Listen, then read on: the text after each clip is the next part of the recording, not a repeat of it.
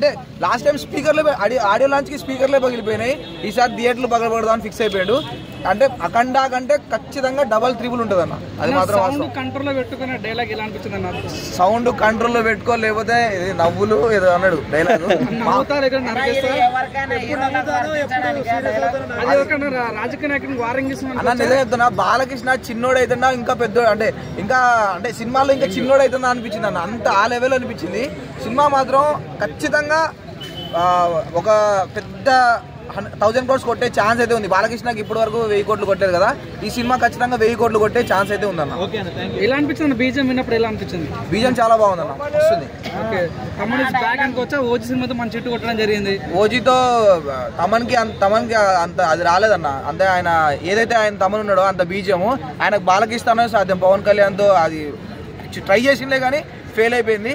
కానీ దీంతో మాత్రం ఖచ్చితంగా అఖండ 1లో ప్రూవ్ చేసిండు, అఖండ 2లో కూడా ఇంకా డబల్ ట్రిపుల్ ప్రూవ్ చేస్తాడు.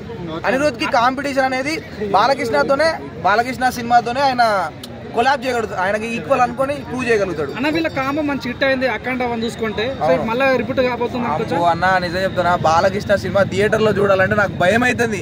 వాము అసలు 2 దూదులు పట్టుకొని పోయి కొద్దిగా లైట్ గా కొద్దిగా దూది తీసి వినాలని. ఎందుకంటే ఆ రేంజ్ లో ఉంటుంది అన్న. ప్రతి సీను బీజిఎం గానీ ఫైట్ గానీ తమను అసలు ఏం దాగి కొడతాడో ఏమో.